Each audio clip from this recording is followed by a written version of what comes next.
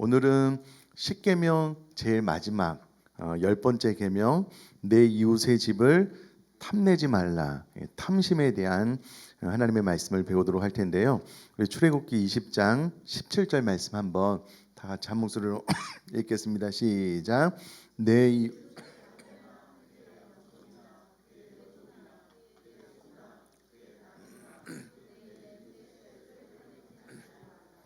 아멘.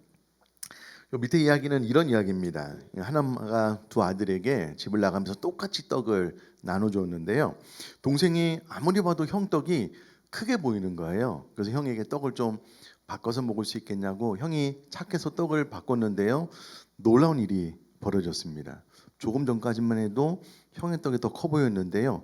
이 떡을 바꾸자마자 또 형의 떡이 더 커 보이는 거예요. 여러분, 논리적으로도 가까이 있는 게 커 보이는 게 맞잖아요.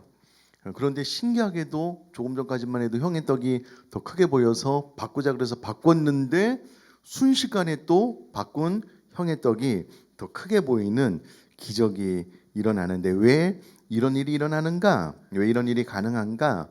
마음속에 있는 탐심, 욕심 때문에 그렇다라는 겁니다. 결국은 내 것에 만족하지 못하는 마음, 그리고 남의 것이 더 좋아 보이게 하는 탐심이 이런 일을 가능하게 한다라는 겁니다. 우리나라 속담에 남의 떡이 더 커 보인다는 말이 있는데요. 우리나라뿐만 아니라 영국 속담에도 울타리 반대편에 있는 잔디가 항상 더 푸르게 보인다. 미국 속담에도 울타리 반대편에 있는 사과들이 가장 달다.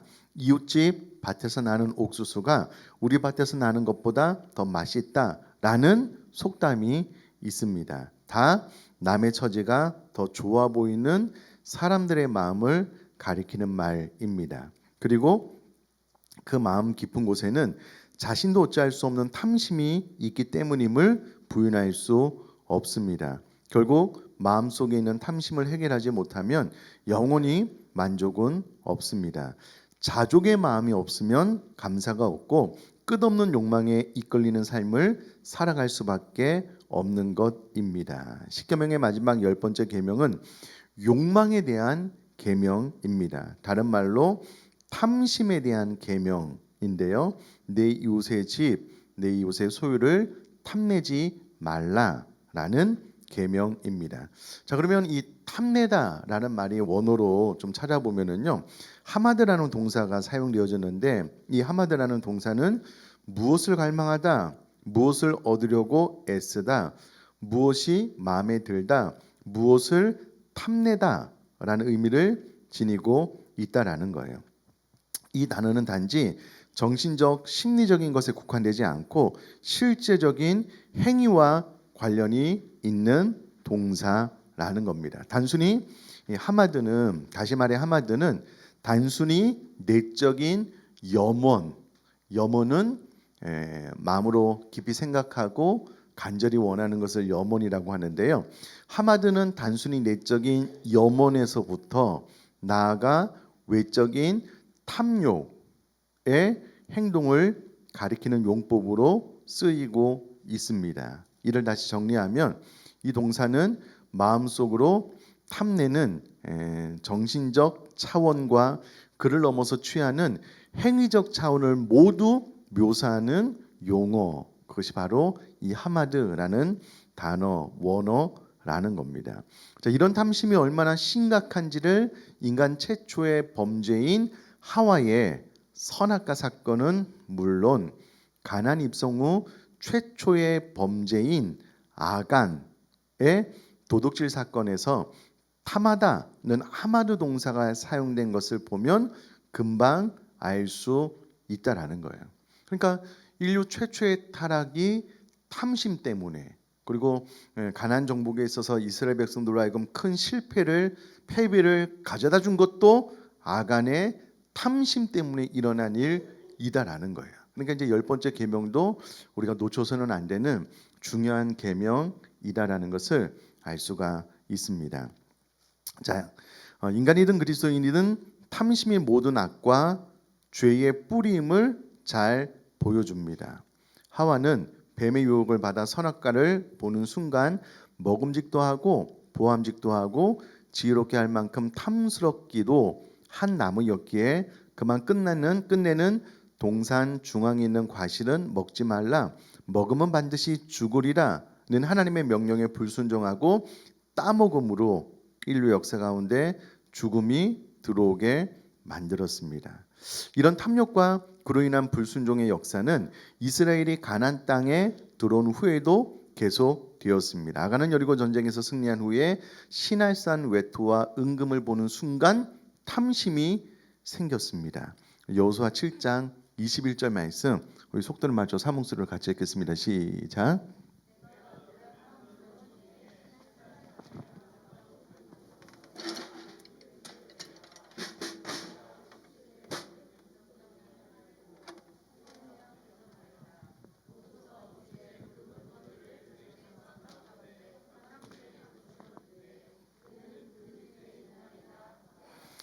결국 이 탐심이 하나님의 명령에 불순종하게 만들었고요. 그 결과 자신은 물론 온 가족과 소유물이 하나님께 바침이 되어 진멸당하는 비극을 경험하게 되었다라는 겁니다. 결국 이 탐심의 죄 때문에 가족 모두가 몰살을 당하게 되었다라는 거죠. 우리는 여기서 탐심이 발동하면 하나님께 불순종하게 되고 마침내 죽음과 진멸을 당하게 될 수밖에 없음을 보게 됩니다. 이미 칼빈은 신명기 5장 21절 내 이웃의 아내를 탐내지 말지니라. 내 이웃의 집이나 그의 밭이나 그의 남종이나 그의 여종이나 그의 소나 그의 낙이나 내 이웃의 모든 소유를 탐내지 말지니라를 설교하면서 인간의 의지와는 상관없이 마음속에 이미 뿌리 박힌 죄성이 바로 탐심임을 지적하고 있다라는 거예요. 그러니까 우리는 우리 의지와 상관없이 이미 우리 안에는 뿌리 깊이 탐심이 자리하고 있다라는 거예요. 욕심이 자리하고 있다라는 겁니다. 자, 칼빈의 말인데요. 그러나 인간의 욕심 가운데에는 우리가 거기에 마음을 두거나 동의를 하지 않는데도 불구하고 우리의 마음을 자극시키고 유혹할 뿐더러 하나님의 뜻에 반하고 율법 속에 내포된 의에 거스르는 것으로 사람의 마음 가운데 자리하고 있는 악한 성향이라는 것에 대해서까지 우리들로 알게 하는 그런 욕심도 있는 것입니다. 자, 이렇게 칼빈은 10번째 계명을 단지 이웃의 물건을 가지려고 하는 외적인 행위를 넘어서서 내적인 탐심의 죄성을 지적하는 계명으로 해석했는데, 죄성을 지적하는 계명으로 해석했는데 탁월한 통찰이라고 할 수 있습니다. 단순히 그냥 이웃에 있는 것을 탐하는 것, 잠깐의 어떤 유혹이 아니고 뿌리 깊은 죄성으로부터 나오는 행동이 탐심이다라고 일찍이 칼빈이 이야기를 했다라는 겁니다. 자, 그러면 욕망, 탐심을 왜 쉽게 이길 수 없느냐? 그 이유가 있다라는 거예요. 욕망은 쉽게 해결할 수 없는 인간의 본성이기 때문에 그렇다라는 거예요. 통속적인 생각과 달리 인간에게서 욕망이 사라지면 더 이상 인간일 수 없기 때문입니다. 그러면 이 말이 좀 저는 개인적으로 충격적이에요. 통속적인 생각과 달리 인간에게 욕망이 사라지면 더 이상 인간일 수 없기 때문에 우리 안에 있는 이 욕망을 컨트롤하기가 어렵다는 거예요. 욕망을 연구하는 최근 학자들은 욕망의 셈은 감정이라서 욕망의 힘을 이겨내기가 쉽지 않다고 봅니다. 윌리엄 어비는 감정에서 나오는 욕망은 궁극적 욕망인데 반해 이성에서 나오는 욕망은 도구적 욕망에 불과하다고 말합니다. 언뜻 보면 이성이 더 강해 보이지만 실제로는 감정이 원하는 것을 이성은 그저 섬기는 도구에 지나지 않는다는 것입니다. 자, 계속해서 윌리엄 어비는요, 지성과 감정의 관계는 부모와 고집센 5살짜리 아이의 관계와 비슷하다고 본다는 거예요. 자, 고집센 아이는요, 무엇을 원하는지 잘 알고 있으며 그것을 얻을 때까지 계속 조르고 칭얼대고 훌쩍인다 운다는 거예요. 우리의 감정이 바로 이런 어린아이와 같다는 거예요. 우리가 체중을 줄이려고 하면 감정은 이렇게 소리를 지른다는 거예요. 나 다이어트 같은 거 신경 안 써. 그냥 초콜릿 먹을 거야. 우리의 지성이 이런 감정의 요구를 거부하면 감정은 칭얼대기 시작한다는 거예요. 아이의 경우에는 떼를 쓰다가 한두 시간 지나면 지치기라도 하지만 우리의 감정은 몇 날, 몇 달, 심지어 몇 년이고 계속 칭얼댈 수 있다라는 거예요. 그러니까 이제 감정으로부터 올라오는 욕망이 그렇다라는 겁니다. 조금만 더 지나서 제가 또 설명을 해볼게요. 어거스틴 역시 마음속에서 일어나는 욕망을 이기는 것이 쉽지 않음을 토로했다고 어비는 지적하는데요. 마음이 몸에 명령을 내리면 몸은 즉시 그 명령에 따른다는 거예요. 근데 마음이 그 자신에게 명령을 내리면 마음은 스스로 거부할 수 있다는 거예요. 마음이 손에게 움직이라고 명령을 내면 바로 준비가 되어서 손이 움직이는데요. 따라서 명령과 복종이 거의 구분되지 않을 정도로 동시에 일어난다라는 거예요. 그런데 마음은 마음이고 손은 몸이다. 마음이 마음에게 그 자신에게 무엇을 바라도록 명령을 내리지만 마음은 그 명령에 따르지 않는다는 거예요. 자, 저를 한번 봐주시면 우리 마음으로부터 어떻게 보면 그 욕망이 분출되고 탐심이 나오는데요. 예를 들어서 우리 머리가 손을 향하여 오른손 들어 그러면 제가 말한 것 동시에 우리 손은 이렇게 딱 올라가잖아요. 근데 머리가 마음에 너 그거 하지 마라고 말을 하면 마음이 얼마든지 거부할 수 있다는 거예요. 예를 들어서 요즘 염려 걱정하시는 분들이 많아지고 있대요. 하여튼 요즘 염려, 걱정, 불안병이 좀 많아지고 있대요. 그러면 머리로 내 몸 안에 있는 마음에게 야, 너 더 이상 염려하지 마. 이렇게 하면 염려가 없어지나요? 너 더 이상 걱정하지 마. 이렇게 이야기하면 걱정이 없어지는가? 안 없어진다는 거예요. 이제 오히려 머리가 손을 향하여 오른손 들어 왼손 들어 하면은 특별히 뭐 몸에 어려움이 없는 분들은 다 이게 되는데 이 머리가 뇌가 마음속에 너 그거 하지 마라고 말을 해도 안 된다는 거예요. 거부할 수 있다는 거예요. 그러니 우리 마음 감정으로부터 이게 탐심이 욕망이 올라오는 것을 내 뇌가 머리로 그거 하면 안 돼라고 말을 해본들 우리 마음속에 있는 욕망 탐심이 그것을 거부해 버리면은 욕망은 계속해서 분출될 수밖에 없다라는 거예요. 이제 그런 설명을 하고 있다라는 거예요. 자, 이렇게 욕망은 인간의 본성에 뿌리 박힌 강렬한 힘이기에 인간은 이성이나 의지로 욕망을 폐기할 수 없다라는 거예요. 그래서 여러분 오늘 탐심에 대해서 이렇게 딱 배우잖아요.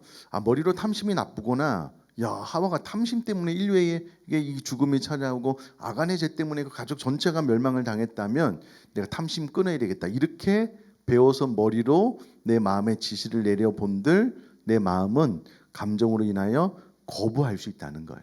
그래서 탐심을 제어하고 탐심을 내 안에서 몰아내기가 어렵다라는 거예요. 마치 나처럼 내 안에 붙어있는 욕망이기 때문에 그렇다라는 거예요. 자, 그러면 십계명 자체가 10번째 계명 자체가 내 이웃의 집을 탐내지 말라라는 명령이기 때문에 이 말씀을 순종하려면 이 탐심을 통제하는 원리를 배워야 되잖아요. 그 첫 번째 원리가 무엇이냐면 훈련과 예배라는 거예요. 교회 안에서 훈련이 중요함을 인식해야 한다라고 이야기를 하고 있는데 무슨 말이냐면요. 계속요. 워스와 윌리모는 사람들이 욕망을 극복하도록 도우려면 교회 공동체가 능동적인 역할을 해야 한다고 본다는 거예요. 오늘날 그리스도인은 눈만 뜨면 탐심을 부추기는 수없는 유혹에 시달리기에 혼자서는 이를 이겨내기가 힘들다는 거예요. 탐욕을 부추기는 사회에서의 우리가 그 사회에서 살아가는데요. 우리의 의지로 계명에 충실하기란 여간 힘든 것이 아니라는 거예요. 우리의 본능적 탐심은 현대 경제의 특징이라 할 수 있는 탐욕을 집요하게 부추기는 세력에 맞서려면 교회라는 공동체가 필요하다라는 거예요. 교회라는 공동체. 여러분 알게 모르게요. 우리는 TV를 통해서 잠깐의 그 선전을 통해서 계속해서 그것이 필요해. 그것만 사면 너는 행복해질 거야. 그것만 소유하면 너는 성공한 인생이야라는 메시지를 계속해서 받아요. 홈쇼핑을 보면은요, 빨리 사야 될 것 같아. 오히려 막 이거를 절제하다 보면은요, 야 빨리 사서 마음이 편해지는 게 더 좋겠다라고 생각하는 사람들도 있대요. 계속해서 우리는 우리 안에 있는 탐심을 부추김 당하는 시대에 살고 있다라는 거예요. 그리고 그럼 이것이 집요합니다. 심지어는 인도도 그렇고요, 중국도 그렇고요, 뭐 나이키나 어떤 중요한 회사에서요, 어린 아이들에게 그 자신의 브랜드를 세뇌시키기 위해서요, 그 동네에 농구장을 만들어줘요. 그 바닥에 나이키 로고 딱 만들어가지고 어렸을 때부터 거기서 놀면서 나이키가 우리에게 좋은 일을 해줬다는 것을 세뇌시켜서 그 아이들이 커서 나이키 제품을 소유하게 만드는 전략을 써요. 그렇게 계속해서 인지를 시키면서 그 안에 있는 욕심, 피로를 부추기는 시대에 우리가 살고 있다라는 거예요. 자, 그러니 밑에 보면 아이를 데리고 장난감 가게 한번 가 보십시오. 사고 싶은 게 뭐냐고 물어볼 필요가 있을까요, 없을까요? 여러분, 코올리게 시절부터 탐욕에 대한 훈련을 세상으로부터 충실하게 받아왔기 때문에 가면은요, 즉시로 아이들은 본인이 원하는 것이 무엇인지 알아요. 그래서 그것을 끌어안고 막 바닥에 뒹굴뒹굴 굴면서 아빠 엄마랑 싸우는 거예요. 사생결단을 하는 거예요. 나 이거 필요하다고. 하지만 당신의 아이가 이 세상의 유혹에 대해 아니요 라고 말할 수 있기를 기대한다면, 자리를 박차고 일어나 이거면 됐어요 라고 말할 수 있기를 기대한다면, 그 아이가 꼭 필요한 것을 적당하게 원하는 법을 터득한 사람들에게 끊임없이 훈련받도록 해야 한다라는 거예요. 거듭 말하지만 그러한 사람을 일컬어 교회라고 한다라는 거예요. 여러분, 세상은 오히려 많은 것을 가지라고 부추기고요, 어떠한 위치에 올라서 좋은 집, 좋은 자동차를 사면 성공했다라고 자랑하게끔 합니다. 그런 것들은 이제 많이 내세우잖아요. 근데 교회는 그렇지 않다는 거예요. 늘 우리는 자조, 필요 이상의 것을 소유하거나 쓰지 말고 그런 것들을 오히려 흘려보내자, 선교로 구제로 흘려보내자라고 가르치는 곳이 교회잖아요. 그럼 우리 교회도 빚이 많습니다. 그럼에도 불구하고 끊임없이 나누고 선교비로 흘려보내요. 우리는 우리만을 위해서 사용하지 않는데, 이런 공동체 안에 있으면서 자조, 필요 이상을 가지려고 하는 것이 옳지 못하는구나 라는 것을 자연스럽게 또 배우게 해야 된다는 거예요. 그럼 그렇지 않고 세상 가운데 있으면은요, 계속해서 더 많은 것, 좋은 것을 소유해야지만 마치 인생에서 성공한 것처럼 이렇게 되면 탐욕은 계속해서 부추겨지게 되고요, 더 커지게 되고 욕망은 나 스스로 제어할 수 없을 정도로 거인이 되어버리는 거예요. 그러니 교회 공동체 안에서 자족하는 법을 터득한 사람들과 함께 살면서 내가 먹을 것과 입을 것만 있어도 감사해야 되겠구나, 필요 이상의 욕심을 내면 안 되겠구나, 그게 하나님의 뜻이 아니구나 라는 것을 끊임없이 보고 느끼고 경험함을 통하여 스스로 이 탐욕을 제어하는, 탐심을 통제하는 원리를 배워 나가게 해야 한다라는 겁니다. 자, 그 밑에도 보면은요, 하워워스와 윌리모는 그리스도인이란 꼭 필요한 것을 적당하게 원하는 법을 아는 사람이라고 정의하면서 교회가 이런 식으로 아이들을 가르쳐야 한다는 것입니다. 그럼 저를 한번 봐주시면은요, 참 감사하죠. 이렇게 은퇴하신 어떤 목사님이 저에게 뭐 그럴 일도 없지만, 사람은 이 환경에 영향을 받게 돼 있어요. 그래서 우리 예를 드는 거예요. 뭐 100만 원으로도 삶을 살 수 있고 200만 원으로도 삶을 살 수 있고 300만 원 살 수 있고 500만 원으로 삶을 살 수 있잖아요. 내가 어느 수준에 딱 도달해서 그것이 내 몸에 딱 젖어들게 되잖아요. 그러면 그 문화적인 수준 이하에서 살기가 어려워요. 어렵습니다. 그래서 애당초 높은 수준의 문화를 경험하지 말라고, 그곳을 나아가지 말라고 선배 목사님이 저한테 이야기를 해준 게 있어요. 그래서 저는 이제 사례비가 해마다 늘어나면 나눌고 선교지를 조금이라도 더 늘려서 흘려보내려고 많이 노력을 하고요. 지금 사는 저희 문화 수준을 많이 높이려고 가능하면 안 해요. 보시면 아시겠지만 저희 집에 너무나도 감사한 것 중에 하나가 뭐냐면요. 우리 아내가 명품 백에 대한 욕심이 없어요. 욕심 있으면 큰일 날 뻔했는데 전혀 없어요. 되게 막 좋은 것에 대한 욕망이 없지는 않겠지만 그 욕망을 채우려고 안 해요. 설교자로서 이제 또 좋은 양복을 선물 받거나 그럴 때는 있지만 우리가 뭐 되게 막 고차원적인 어떤 그런 것들을 추구하지 않아요. 오히려 그런 것들을 줄여서 이제 흘러 보내려고 많이 하고요. 저도 당근 좋아합니다. 우리 집에서도 필요 없는 거 흘려보내고 필요한 거는 또 싸게 사서 사용하면 되잖아요. 어느 순간 우리가 이게 고차원적인 아주 높은 수준의 문화에 젖어들게 되면은요, 낮은 수준에서의 삶을 살기가 어려워요. 특별히 우리가 이 부분에 대해서 저는 선교가 너무 좋은 것 같아요. 처음에 이제 태국 가서 그분들이 사는 거 보면 깜짝 놀랐습니다. 요즘은 이제 도시에는 우리보다 더 잘 사는 사람들도 많지만 제가 처음 이제 태국 선교 가서 이제 사진 찍은 거 보면은요, 아이들이 양발이 빵꾸가 안 난 양발이 거의 없어요. 앞에도 뒤에도. 이제 그 집회 이렇게 참석하는데 제가 뒤에서 사진을 찍어 놓은 거 보면은요, 대부분이 양발이 빵꾸가 나 있어요. 그런 아이들이 삶의 애정을 가지고 이제 열심히 사는 것들, 네팔은 말할 것도 없어요. 훨씬 더 가난합니다. 신방을 가보면 집이라고 할 수 없는 곳에서 살고 있는 분들도 많거든요. 그런 것들을 바라보면서 내가 얼마나 문화적으로 풍요로운 곳에서 살고 있는지를 그냥 보고 배우는 거예요. 우리 학생들도 보고 배우는 겁니다. 더 이제 높아지려고 하지 않는 마음. 그래서 여러분 그리스도인이란 꼭 필요한 것을 적당하게 원하는 법을 아는 사람이라는 거예요. 여러분 이게 그리스도인입니다. 그리스도인 중에 물론 이제 사업을 하다 보면 또 그 수준으로 나가야지만 또 사업이 되는 경우가 있어요. 그런 것들 다 이해가 됩니다. 그게 뭐 나쁘다는 것은 아니 하나님께서 우리에게 복 주시면 누려도 돼요. 그러나 교회 안에서 내가 뭐 대단히 높은 뭐 좋은 것을 가지고 왔다고 자랑하거나 전혀 자랑할 것이 안 돼요. 못 됩니다. 오히려 우리는 더 꼭 필요한 것을 적당하게 원하는 사람들이 모여서 사는 거예요. 이것을 우리들의 다음 세대가 보고 배우면 이 탐심이 통제되는 그 마음을 배울 수 있다라는 거예요. 자, 4페이지 보시면은요.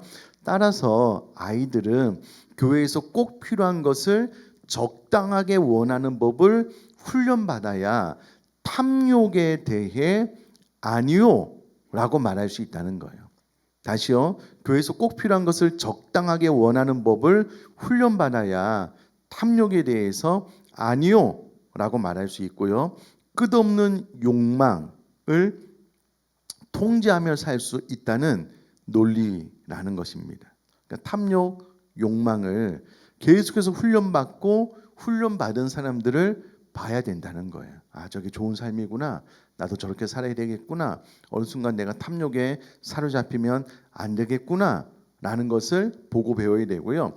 참 감사한 것은 여러분 이 어려움 속에서도 교회에서는 우리 교회도 그렇지만 계속 나눔의 실천, 내려놓음, 우리는 나그네의 삶이다라는 것을 늘 끊임없이 말씀을 통해서 가르치잖아요. 그러니까 이런 것들을 통해서 배우는 거예요. 또 이와 같은 원리를 배우고 그 삶에 적용하여서 작은 것에 큰 만족을 누리는 삶의 사람들을 보면서 우리들의 다음 세대가 배워나가게 해야 된다라는 겁니다.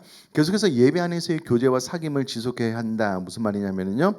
율법은 우리에게 죄를 깨닫게 할 뿐 우리를 구원할 능력이 없기 때문에 우리는 예배하고 교제하는 중에 그리스도의 십자가와 부활 가운데 나타나는 하나님의 사랑을 깨닫고 성도의 교제를 통해 무질서한 우리의 욕망의 질서를 부여해야 한다라는 거예요. 이렇게 하지 않으면 욕망의 노예가 될 가능성이 크다라는 거예요. 오늘도 새벽 기도를 통해서 예수님께서 이 땅에 오셨을 때에 하나님이신 그분이 온전한 만물을 창조하신 그분이 구유에 누워서 정말 전형적인 흙수저로 태어나서 머리 둘 곳도 없이 성전세 낼 돈도 없이 온 천하 만물의 주인 되신 그분이 이 땅에 오셔서 이와 같은 삶을 산 것에 대해서 우리가 말씀을 듣잖아요. 그러니까 예배를 통해서 이와 같은 주님을 묵상하면서 우리가 더 낮아지고 예수님의 삶을 배우게 된다라는 거예요. 그런 의미입니다. 자, 특별히 예배를 통해 하나님의 거룩한 임재로 나아가 이 모든 것의 주인이 하나님 되심을 매주일 매 순간 마음에 새겨야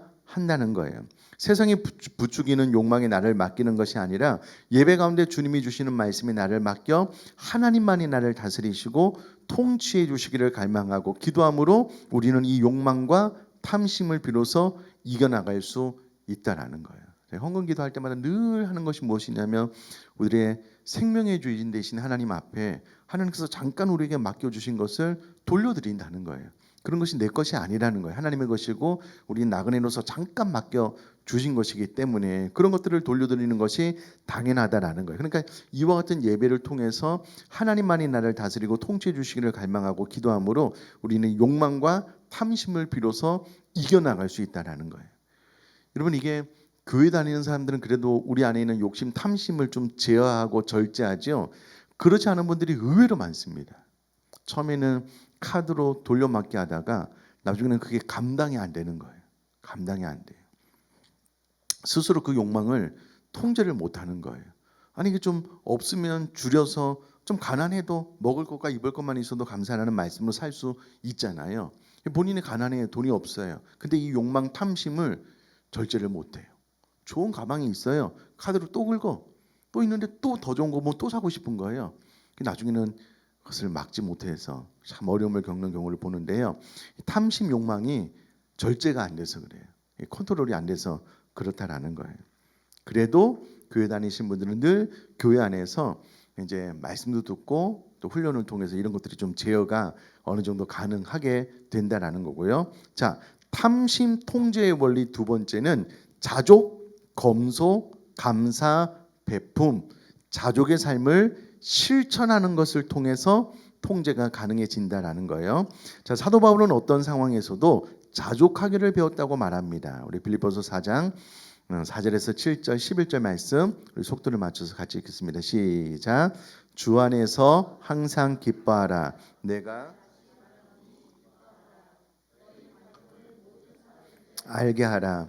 주께서 가까우시니라.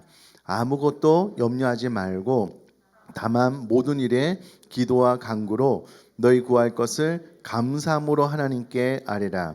그리하면 모든 지각에 뛰어난 하나님의 평강이 그리스도 예수 안에서 너희 마음과 생각을 지키시리라. 내가 궁핍함으로 말하는 것이 아니니라. 어떠한 형편에든지 나는 자족하기를 배웠노니. 아멘. 사도 바울은 가말리엘 문화에서 수학을 했습니다. 오늘날로 이야기하자면 뭐 서울대 그 이상의 학문을 배웠습니다. 여러분, 이 학문을 배우려면 우리나라도 교육비가 많이 들잖아요. 적지 않은 부를 소유했을 거예요. 근데 그가 전도 여행을 하면서 일부러 천막 치는 기술을 배워서 그 기술로 이제 선교 사역을 감당을 하면서 스스로 자족, 스스로 가난해지기를 자처해요. 그러면서 그는 스스로 만족한 거예요. 내가 궁핍함으로 말하는 것이 아니라 어떤 형편이든지 나는 자족하기를 배웠다. 부하면 부한 대로, 가난하면 가난한 대로 모든 상황 가운데 나는 스스로 만족하는 법을 터득해버렸다라고 이야기를 하고 있다라는 거예요. 그러면 스스로 자족하는 법을 터득해버리면은요, 탐심이 내 안에 자리매김할 공간이 없게 되는 거예요. 반대로 이 자족하는 마음을 잃어버리면 탐심이 점점 커지게 되겠죠. 또 반대로 욕망이 점점 커지게 되면 자족하는 마음은 쪼그라들 거예요. 점점 작아들게 되겠죠. 왜냐하면 나보다 더 좋은 것을 가진 혹은 어떤 핸드폰이 되었던 노트북이 되었던 자꾸 그런 사람을 바라보면서 내가 작게 느껴지는 거예요. 그럴 필요가 없다는 거예요. 다 자족하는 마음이 있으면 탐심에 사로잡히지 않는다라는 거예요. 자, 가난한 자들은 자족하라라고 되어 있는데요. 바울은 이렇게 친히 자족하는 모습을 보인 후에 디모데전서 6장에서 탐심과 관련하여 교인들에게 중요한 교훈을 합니다. 이거 참 아주 귀한 교훈인데요. 바울은 디모데전서 6장에서 크게 세 가지 상황에 놓인 교우들, 가난한 교우들, 가난한데 부하려고 애쓰는 교우들, 부한 교우들 각자에게 구체적으로 권면을 해주고 있습니다. 우선 바울은 가난한 교우들에게는 자족하라고 당부합니다. 우리 디모데전서 6장 6절에서 8절 한번 같이 읽겠습니다. 시작. 그러나 자족하는 마음이 있으면 경건은 큰 이익이 되느니라. 우리가 세상에 아무것도 가지고 온 것이 없음에 또한 아무것도 가지고 가지 못하리니 우리가 먹을 것과 입을 것이 있은즉 족한 줄로 알 것이니라. 아멘. 바울이 가난한 교우들에게 자족할 것을 권면한 이유가 무엇일까? 인생은 세상에 가지고 온 것이 하나도 없으며 또한 아무것도 가져가지 못하기 때문이라는 거예요. 다시 말해 인간은 나그네라는 것이다라는 거예요. 솔직하게 말해 이 세상의 모든 인간은 빈손으로 왔다가 빈손으로 가는 존재 맞잖아요. 그러나 나그네 길에서도 최소한 먹고 입는 것은 있어야 한다는 거죠. 최소한의 음식과 의복은 순례길에서 꼭 필요한 것이기 때문입니다. 이에 바울은 우리가 먹을 것과 입을 것이 있은즉 족한 줄로 알 것이니라 라고 권면을 해주고 있다라는 거예요. 그러니까 바울은 이제 세 부류의 교우들에게 권면을 해주고 있는데, 첫 번째는 이제 가난한 교우들에게 지금 있는 형편에서 스스로 만족하는 법을 좀 터득했으면 좋겠다. 왜냐하면 우리는 나그네 인생이고 빈손으로 왔다가 빈손으로 가기 때문에 현재의 삶에 만족하는 것, 그것이 성경이 우리에게 말하는 행복의 비결이다 라고 이야기를 하고요. 또 교우들 가운데 가난한데 좀 부하기를 위해서 노력하시는 분들에게 이렇게 교훈을 해주고 있는데, 자 5페이지 제일 위에 보면은요, 부하려고 애를 쓰는 것을 조심하라. 사도 바울은 그 다음 구절에서 자족하지 못한 채 부하려고 애를 쓰는 자들에 대해 경고합니다. 이 표현이 중요해요. 현재 상황에 대해서 자족하면서 하나님께서 나에게 더 큰 부를 주시면 내가 받겠습니다, 이건 나쁜 것이 아니에요. 우리가 열심히 삶을 살아야 돼요. 하나님께서 우리에게 부에 대한 축복을 주셔요. 그 자체가 나쁜 것이 아니에요. 근데 이 말은 자족하지 못한 채 현재의 상황을 계속해서 만족하지 못함으로 자꾸 더 부하게 되려고 하는 애쓰는 자들에 대해서 이렇게 이야기를 해주고 있는데요. 디모데전서 6장 9절 10절 말씀 같이 읽겠습니다. 시작. 부하려 하는 자들은 시험과 올무와 여러 가지 어리석고 해로운 욕심에 떨어지나니 곧 사람으로 파멸과 멸망에 빠지게 하는 것이라. 돈을 사랑함이 일만하게 뿌리가 되나니 이것을 탐내는 자들은 미혹을 받아 믿음에서 떠나 많은 근심으로써 자기를 찔렀도다. 아멘. 자, 여기서 부하려 하는 자들이란 기본적인 생활에 필요한 것들이 충족되었는데도 이에 만족하지 않고 부자가 되려고 애를 쓰면서 돈을 사랑하는 자들을 가리킨다는 거예요. 자, 그렇다면 이런 자들이 왜 문제가 되냐면, 바울은 부하려고 애를 쓰면 무슨 일이 벌어지는지 생생하게 드러내주고 있다는 거예요. 자, 우선 부자가 되려고 하면 디모데전서 6장 9절에 있는 것처럼 무엇과 무엇, 시험과 올무와 여러 가지 어리석고 해로운 욕심에 빠지게 된다는 거예요. 부자가 되려고 하면, 자 여기서 중요한 것은 단순히 부자가 된다는 의미가 아니고요, 하나님께서 현재 나에게 주신 것을 만족하고 내가 최선을 다해서 하나님께서 부를 주시면 받아 누리면 되는 거예요. 근데 하나님께서 우리에게 기본적인 생활에 필요한 모든 것들을 다 채워줬음에도 불구하고 만족이 안 되는 거예요. 나는 더 있어야 된다, 더 있어야 된다. 이렇게 되는 사람들은 시험과 올무와 여러 가지 어리석고 해로운 욕심에 빠지게 된다는 거예요. 만족하지 않은 상태로 자꾸 무엇인가를 더 추구하게 되면, 그리고 돈을 사랑하면 끝내 미혹을 받아 믿음에서 떠나면서 많은 근심에 빠진다고 경고하고 있다는 거예요. 결국 자족하지 못한 채 돈을 탐하게 되면 인생에서 만족함을 얻지 못하게 된다는 것이 바울의 가르침입니다. 그럼 세계적인 부자 인터뷰한 영상을 봤는데요. 그 재산이 이렇게 수십억, 수백억, 이게 아니고 막 조 단위거든요. 이분들에게 무엇이 더 필요합니까? 라고 물어보면은요, 조금만 더, 물질이 조금만 더 있었으면 좋겠대요. 수십조를 가지고 있는데 조금만 더, 조금만 더. 만족함이 없으면은요, 그 안에 있는 이 탐심은 그 무엇으로도 욕망은 채워지지 않습니다. 이건 좀 과외인데, 제가 최근에 영상을 좀 여러 개 공부하고 있는데요. 그 우리나라 이제 유명한 교수님이 이제 강의를 해주고, 이분이 복권에 당첨되신 분들을 여러 명 찾아가서 다 인터뷰를 했대요. 사실적인 이야기를 하는 거예요. 예. 이렇게 많은 돈이 갑자기 생기니까 무엇을 바꾸고 싶습니까? 라고 물어봤는데요. 자, 우리가 통상적으로 아는 건 무엇을 바꾸고 싶을까요? 그렇죠. 집. 또요? 차. 뭐 또요? 뭐 여러 가지 것들이 있겠죠. 다 1위가 아니었대. 1등이 뭔지 아셔요? 어떻게 알았어요? 어떻게 아셨어요? 아, 보셨어요? 깜짝 놀랐어요. 저는 이게 너무 충격적이더라고요. 갑자기 돈이 많이 생겼는데 뭐 차 바꾸고 싶다, 집 바꾸고 싶다 이해가 되잖아요. 근데 바꾸고 싶은 1순위가 배우자였대요. 와, 너무 저는 개인적으로 큰 충격을 받았어요. 그래 여러분, 로또 되는 거 기도하지 마셔요. 로또 되면 내 배우자가 나를 버릴 수도 있어요. 그게 무슨 말이에요? 현재 삶의 배우자에 대한 만족도가 현저히 떨어지거나 혹은 갑자기 큰 돈이 생기니까 이제는 배우자도 못 믿겠다 이거잖아요. 혹은 내가 원하는 배우자 돈이 많으니까 내가 한번 살아보고 싶다 이거잖아요. 이게 도대체 뭐냐고요. 부하려고 애를 쓰면 이런 이제 시험과 올무에도 빠지게 되고요. 만족함을 얻지 못하게 된다라는 거예요. 그러니까 현재 삶에 만족하고 하나님께서 내가 열심히 일해서 복을 주시면 또 그것에 또 감사하고 또 나누고 또 하나님께서 더 큰 부를 주시면 또 만족하고 감사하고 또 나누고 이게 바른 삶이지 현재 삶에 대해서 만족하지 못하면서 자꾸 더를 이렇게 하면은 시험과 올무에 빠지고 결국은 어떤 상황 가운데서도 만족함을 얻지 못하게 된다라는 것이 사도 바울의 가르침이라는 거예요. 자, 부자들은 후하게 나눠주라라고 가르쳐주고 있는데요. 셋째로 바울은 믿음을 가진 부자들에게 이렇게 권면을 하는데요. 디모데전서 6장 17절로 19절 말씀 한번 읽겠습니다. 시작. 내가 이 세대에서 부한 자들을 명하여 마음을 높이지 말고 정함이 없는 재물에 소망을 두지 말고 오직 우리에게 모든 것을 후히 주사 누리게 하시는 하나님께 두며 선을 행하고 선한 사업을 많이 하고 나눠주기를 좋아하며 너그러운 자가 되게 하라. 이것이 장래에 자기를 위하여 좋은 터를 쌓아 참된 생명을 취하는 것이니라. 아멘.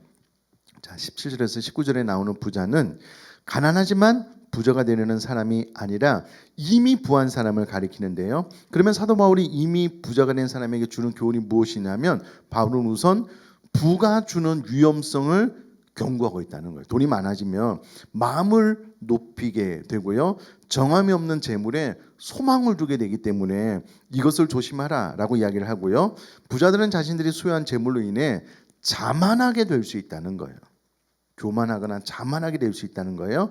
또 다른 사람을 무시할 수 있기에 마음을 높이지 말라라고 권면합니다. 물론 부자가 그냥 부자가 되지는 않아요. 열심히 노력을 해서 되겠지만 사실은 그 모든 것들에 우리에게 지혜도 주시고 건강도 주시고 형통한 길로 열어주시는 분이 하나님이신데 부자는 자신의 노력으로 이 모든 것을 어렵다라고 생각하면서 자만하게 되니 이런 위험성을 미리 경고를 해주고 있고요. 또 그러고는 정함이 없는 재물에 소망을 두지 말고 하나님께 소망을 두라고 권면합니다. 예수님께서 어리석은 부자 비유에 대해서 이야기를 하는데요. 이 부자가 성년지명이 있었어요. 와, 소출이 엄청 많아져서 지금의 창고가 너무 작으니 내가 창고를 많이 만들어 놓고 그 창고에 소출을 가득 채워 놓고 내 영혼아 먹고 마시고 쉬자. 이렇게 됐다라고 예수님께서 이야기하잖아요. 부자에게 야, 너 영혼 내가 오늘 밤에 찾으면 그 모든 건 누구의 것이 되겠어? 어리석은 자에 대해서 이야기를 하고 있는 거거든요. 그러니까 정함이 없는 재물에 소망을 두지 말고 하나님께 소망을 두라라고 권명을 해주고 있다라는 거예요. 자, 이게 무슨 뜻이냐면 재물은 있다가도 사라지는 것이기에 우리의 피난처가 될 수 없다라는 겁니다. 따라서 돈이나 재물에 소망을 두지 말고 오히려 우리에게 모든 것을 후히 주시고 그것을 누리게 하시는 하나님께 소망을 두라고 교훈합니다.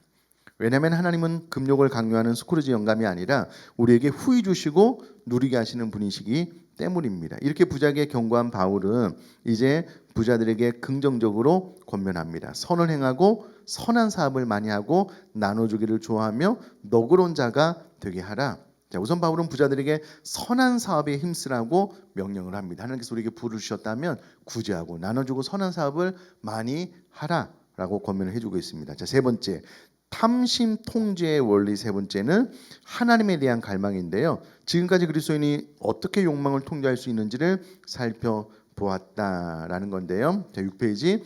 그리스도인이 욕망을 극복하려면 교회 공동체가 능동적인 역할을 해야 된다는 거예요. 교회 공동체 안에서 그와 같은 삶을 현재 있는 것에 만족하는 사람들이 삶으로 가르치고, 또 교회 공동체에 선포되는 예배를 통해서 이와 같은 말씀을 많이 들어야 된다. 교회가 가르침과 훈련을 통해 성도들을 무장시키고 세속적 가치관에 대항하는 법을 가르치며 예배 중에 임하시는 하나님과 진정한 교제를 나누면 무질서한 욕망의 종지부를 찍을 수 있다는 거예요. 이 모든 과정을 통해 무질서한 욕망의 질서를 부여받고 난 후 실제 삶에서 검소하고 자족하며 감사하고 후하게 나눠주는 모습을 보여야 한다는 거예요. 그러나 이런 모든 구체적 방안들을 앞서 이야기한 대로 우리의 욕망이 하나님을 향한 갈망으로 채워지지 않으면 실패할 확률이 높다는 거예요. 인간은 하나님의 사랑을 받고 그 사랑에 응답하도록 창조된 하나님의 형상이기에 신적인 하나님의 사랑이 아니고는 그 깊은 갈망을 채울 수 없다라는 거예요.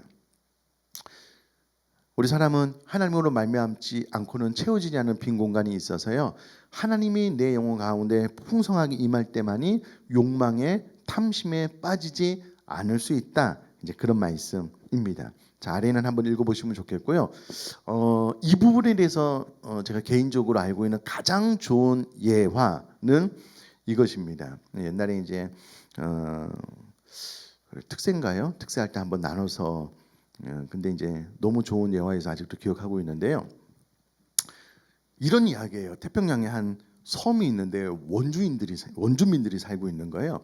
근데 이 태평양의 한 섬은 이 세상과 고립이 되어서 누구든 그 섬에 들어오면 1년 동안 그 섬의 왕으로 삼아준대요. 원하는 모든 것들을 얻을 수 있는. 그런데 정확하게 1년이 지나고 나면 그 섬에 온 그대로 나가야 된대요. 이게 이 섬의 룰이래요. 어떤 사람이 그 섬에 도착을 한 거예요. 근데 이제 원주민들이 이와 같은 스토리를 이야기하는 거예요. 와, 잘 오셨다고. 우리에게 세상 돌아가는 이야기를 해주시면 우리가 1년 동안 당신을 왕으로 삼고 당신이 필요한 모든 손을 다 들어주겠다고. 근데 1년 뒤에는 나가셔야 된다고. 이분이 좀 현명한 사람이었나 봐요. 나보다 먼저 온 사람이 있었냐고. 있었다고. 그 사람은 어떻게 지냈냐고. 이 섬에 있는 모든 재물을 다 끌어모으더라고. 우리는 그분이 왜 그렇게 했는지 이해를 못했는데 그분은 맨날 이 섬에 있는 모든 재물, 뭐 보석 같은 거 다 모으라고 하더니 그분은 수영을 해서 왔는데 그거 칭칭 메고 가다가 빠져 죽었다고 이렇게 이야기를 한 거예요. 참 세상에 그렇게 어리석은 사람이 다 있나. 나는 이 섬에 있는 가장 맛있는 거 뭐 이렇게 그런 거 먹고 지내야 되겠다. 그렇게 하다가 또 1년 뒤에 또 가다가 또 뭐 빠져서 죽었어요. 세 번째 사람이 온 거예요. 나보다 먼저 온 사람이 있냐. 첫 번째, 두 번째는 이렇게 갔다고. 그러냐? 나는 이 섬을 한번 돌아보겠다. 쭉 돌아보니까는요. 이 섬 옆에 또 작은 섬이 있는데 되게 살만한 거예요. 이 사람은 이 섬에 있는 모든 필요한 것들을 이 섬으로 갖다 옮겨라 라고 이야기하고 난 다음에요. 1년 뒤에 그 섬으로 가서 살았대요. 이게 무슨 말이냐면요. 우리가 이 땅에 살면서 1년이 뭐 100년이 될 수도 있고 200년이 될 수도 있어요. 그러나 이 땅에 뭐 100년이 됐든 뭐 60년이 됐든 70년이 됐든 잠깐 있다가 갈 거잖아요. 갈 거잖아요.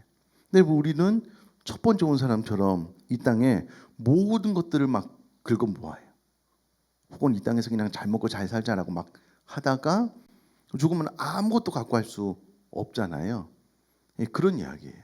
이 세 번째 사람은 이 땅에 소망을 두지 않고 바로 옆에 옆 섬으로 상징되는 하늘나라의 소망을 두니 이 땅의 것 개의치 않고 그 땅에서 이제 잘 살 것을 준비해서 그 땅 가운데서 살게 되었다라는 이야기인데요. 우리가 이 땅의 삶을 마감하면 우리는 다 영원한 천국에 갈 거예요. 그 영원한 천국에 우리가 이 땅에서 쓸 수 있는 모든 자원을 자꾸 보내면 좋아요.